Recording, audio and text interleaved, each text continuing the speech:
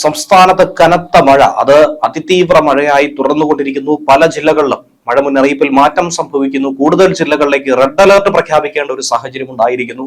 2018 ശേഷം ഇതാദ്യമായിട്ടായിരിക്കണം ഇത്രയധികം ഭീതിയോടുകൂടി കേരള ജനത കടന്നുപോയിക്കൊണ്ടിരിക്കുന്നത്. പൊതുജനങ്ങൾക്കുള്ള ജാഗ്രതാ നിർദ്ദേശവും ഇതോടൊപ്പം തന്നെ പുറപ്പെടുവിച്ചിട്ടുണ്ട്. ഉരുൾപൊട്ടൽ, മണ്ണിടിച്ചിൽ, മലവെള്ളപ്പാച്ചിൽ സാധ്യതയുള്ള പ്രദേശങ്ങളിൽ താമസിക്കുന്നവർ അധികൃതരുടെ നിർദ്ദേശാനുസരണം സുരക്ഷിതമായ സ്ഥലങ്ങളിലേക്ക് മാറി താമസിക്കണം.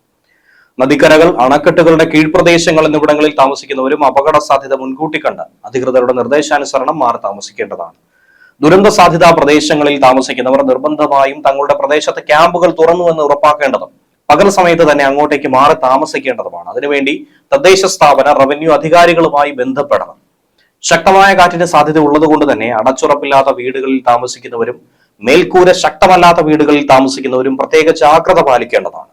അപകടാവസ്ഥ മുന്നിൽ കാണുന്നവർ അധികൃതരുമായി ബന്ധപ്പെട്ട് സുരക്ഷിതമായ സ്ഥലങ്ങളിലേക്ക് സുരക്ഷാ മുൻകരുതലിന്റെ ഭാഗമായി മാറി താമസിക്കണം. കാറ്റിൽ മരങ്ങൾ കടപുഴകി വീണും പോസ്റ്റുകൾ തകർന്നു വീണും ഉണ്ടാകാനിടയുള്ള അപകടങ്ങളെയും ശ്രദ്ധിക്കണം. ശക്തമായ മഴ പെയ്യുന്ന സാഹചര്യത്തിൽ ഒരു കാരണവശാലും നദികൾ മുറിച്ചു കടക്കാനോ നദികളിലോ മറ്റ് ജലാശയങ്ങളിലോ കുളിക്കാനോ മീൻ പിടിക്കാനോ മറ്റ് ആവശ്യങ്ങൾക്കോ ഇറങ്ങാൻ പാടുള്ളതല്ല. ജലാശയങ്ങൾക്ക് മുകളിലെ മേൽപ്പാലങ്ങളിൽ കയറി കാഴ്ച കാണുകയോ സെൽഫി എടുക്കുകയോ കൂട്ടം കൂടി നിൽക്കുകയോ ചെയ്യാൻ പാടുള്ളതല്ല. മഴ ശക്തമാകുന്ന അവസരങ്ങളിൽ അത്യാവശ്യമല്ലാത്ത യാത്രകൾ പൂർണ്ണമായും ഒഴിവാക്കണം. വെള്ളച്ചാട്ടങ്ങൾ, ജലാശയങ്ങൾ, മലയോര മേഖലകൾ എന്നിവിടങ്ങളിലേക്കുള്ള വിനോദയാത്രകൾ മഴ മുന്നറിയിപ്പ് മാറുന്നതുവരെ പൂർണ്ണമായും ഒഴിവാക്കണം. ജലാശയങ്ങളോട് ചേർന്ന് റോഡുകളിലൂടെയുള്ള യാത്രകളിൽ പ്രത്യേകം ജാഗ്രത പാലിക്കണം. അറ്റകുറ്റപ്പണികൾ നടക്കുന്ന റോഡുകളിലും ജാഗ്രത പാലിക്കേണ്ടതാണ്. ഇതിനിടയിൽ നിരവധി ആളുകൾക്ക് മഴക്കെടുതിയിൽ ജീവൻ നഷ്ടമായ ഹൃദയഭേദകമായ വാർത്ത ലഭിക്കുന്നുണ്ട്. ഒട്ടനവധി വീടുകൾ തകർന്ന വാർത്ത ലഭിക്കുന്നുണ്ട്. അഭാഗികമായ വീടുകൾ തകരുന്നതും വാഹനങ്ങൾക്ക് മേൽ മറ്റപകടങ്ങൾ സംഭവിക്കുന്നതുമായിട്ടുള്ള വാർത്ത തന്നെയാണ് ഏവരെയും ഭയപ്പെടുത്തുന്നത്. അതിതീവ്രമായ മഴയ്ക്കൊപ്പം തന്നെ കടലാക്രമണ ഭീഷണിയും ശക്തമായി കൊണ്ടിരിക്കുകയാണ്. കേരള തീരത്തടക്കം റെഡ് അലർട്ട് പ്രഖ്യാപിക്കേണ്ട ഒരു സാഹചര്യം ഉണ്ടായിരിക്കുന്നു.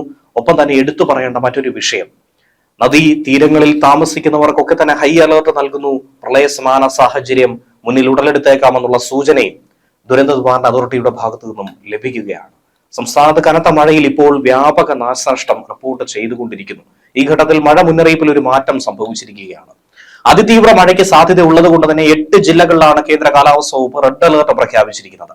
പത്തനംതിട്ട, ആലപ്പുഴ, കോട്ടയം, എറണാകുളം, തൃശൂർ, ഇടുക്കി, കണ്ണൂർ, കാസർഗോഡ് എന്നീ ജില്ലകളിലാണ് റെഡ് അലർട്ട് പ്രഖ്യാപിച്ചിരിക്കുന്നത്.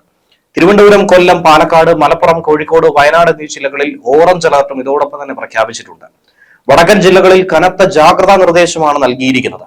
മലവെള്ളപ്പാച്ചിലിലും മിന്നൽ പ്രളയത്തിനും മണ്ണിടിച്ചിലിനും ഉരുൾപൊട്ടലിനും സാധ്യതയുണ്ടെന്ന് കാലാവസ്ഥാ വകുപ്പിന്റെ മുന്നറിയിപ്പിൽ പറയുന്നു.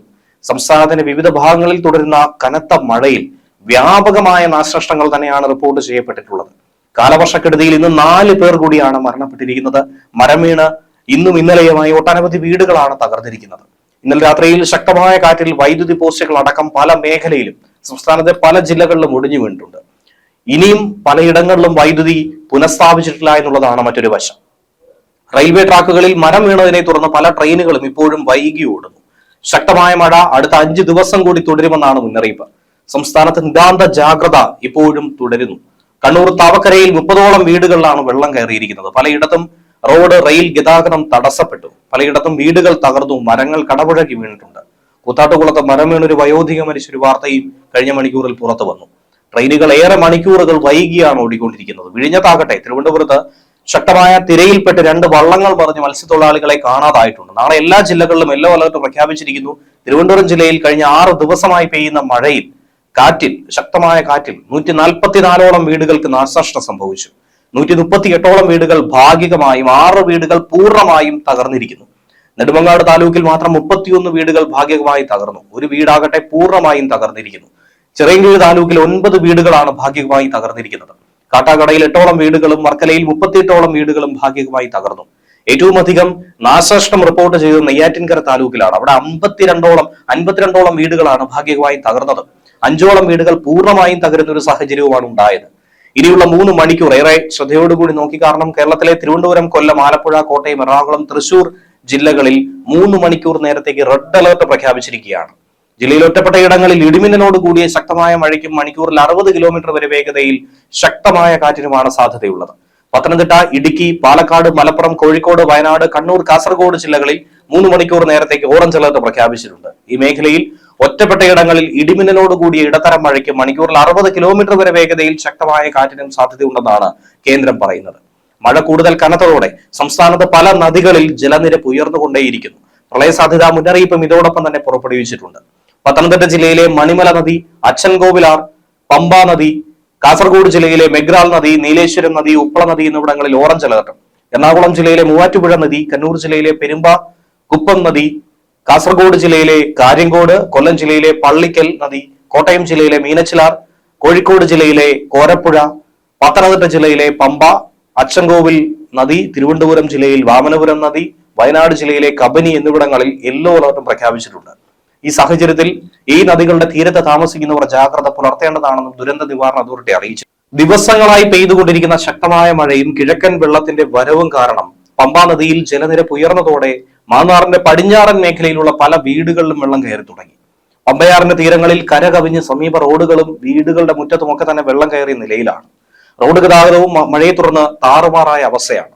വള്ളക്കാലി, വാലയിൽ, ചെറ്റാളപ്പറമ്പ്, അങ്കമാലി, മാന്തറ, ഇടത്തെ ഭാഗം, പുതുവൂർ, കൊച്ചുതുറ ഭാഗം എന്നിവിടങ്ങളിലേക്കൊക്കെ തന്നെ നിരവധി വീടുകളുടെ മുറ്റത്തും നടവഴിയിലുമൊക്കെ വെള്ളം കയറി തുടങ്ങി. പുഞ്ചയോട് ചേർന്ന് നിൽക്കുന്ന പല വീടുകളിലും വെള്ളം കയറി ജനജീവിതം ദുസ്സഹമായി കൊണ്ടിരിക്കുന്നു. കഴിഞ്ഞ കുറച്ച് കാലങ്ങളായി മൺസൂണിന്റെ തുടക്കത്തിൽ തന്നെ ചക്രവാത ചുഴികൾ അറബിക്കടലിൽ രൂപപ്പെട്ടു വരികയാണ്. തുടർന്ന് ന്യൂനമർദ്ദമായോ അതിതീവ്ര ന്യൂനമർദ്ദമായോ ഇത് മാറുന്നുമുണ്ട്. ചില ഘട്ടങ്ങളിൽ ചുഴലിക്കാറ്റായും ഇത് മാറിക്കൊണ്ടിരിക്കുന്നു. ഇത്തരം ശക്തിയാർന്ന ന്യൂനമർദ്ദങ്ങളും മൺസൂൺ കാറ്റിനെ ശക്തമായി തന്നെ പിടിച്ചു വലിക്കും. ഇക്കുറിയും അങ്ങനെ തന്നെ സംഭവിച്ചു എന്ന് വേണം മനസ്സിലാക്കാൻ. അതുകൊണ്ട് തന്നെ തെക്ക് അറബിക്കടലിൽ നിന്നും വളരെ വേഗത്തിൽ ഇന്ത്യയുടെ പടിഞ്ഞാറൻ തീരത്തേക്ക് മൺസൂൺ വ്യാപിച്ചു കഴിഞ്ഞു.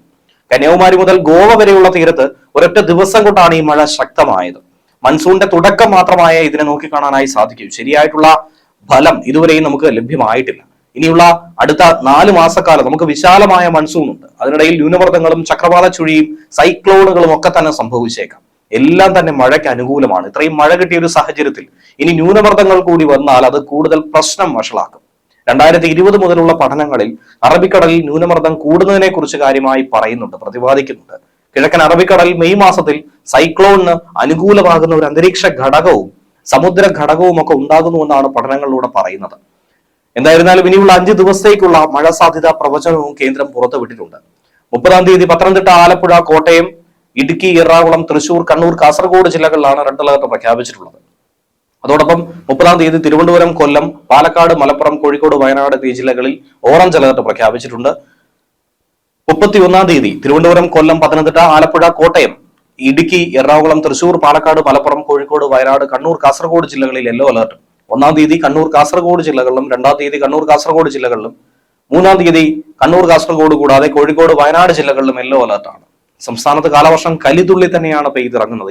ഈ സമയത്താണ് തീരമേഖലയിലും ജാഗ്രത കൂടുതൽ ശക്തമാക്കുന്നത്. കേരള തീരത്തെ പലയിടത്തായി അപകടങ്ങൾ ഒട്ടനവധി ഉണ്ടായിട്ടുണ്ട്. നാളെ രാവിലെ വരെ ഉയർന്ന തിരമാലയ്ക്കും കടലാക്രമണത്തിനും സാധ്യതയുണ്ടെന്നാണ് ദേശീയ സമുദ്രസ്ഥിതി പഠന ഗവേഷണ കേന്ദ്രം അറിയിച്ചിരിക്കുന്നത്. ഈ ഘട്ടത്തിൽ കേരള തീരത്ത് റെഡ് അലർട്ടും ഓറഞ്ച് അലർട്ടും പ്രഖ്യാപിച്ചിരിക്കുകയാണ്. കേരള തീരത്ത് 31-ാം തീയതി രാവിലെ 5:30 വരെ 3 മീറ്റർ മുതൽ 3.9 മീറ്റർ വരെ ഉയർന്ന തിരമാലയ്ക്കും കടലാക്രമണത്തിനും സാധ്യതയുണ്ടെന്നാണ് ദേശീയ സമുദ്രസ്ഥിതി പഠന ഗവേഷണ കേന്ദ്രം അറിയിച്ചിരിക്കുന്നത്. ഈ അടുത്തൊന്നും തന്നെ ഇത്രയധികം വലിയൊരു മുന്നറിയിപ്പ് കേരള തീരത്ത് നൽകിയിട്ടില്ല. തിരുവനന്തപുരം കാപ്പിൽ മുതൽ പൊഴിയൂർ വരെയും, കൊല്ലത്ത് ആലപ്പാട് മുതൽ ഇടവ വരെയും, ആലപ്പുഴയിൽ ചെല്ലാനം മുതൽ അഴീക്കൽ ജെട്ടി വരെയും, എറണാകുളത്ത് മുനമ്പം മുതൽ മുറുവക്കാട് വരെയും, തൃശൂരിൽ ആറ്റുപുറം മുതൽ കൊടുങ്ങല്ലൂർ വരെയും റെഡ് അലർട്ടാണ് പ്രഖ്യാപിച്ചിരിക്കുന്നത്.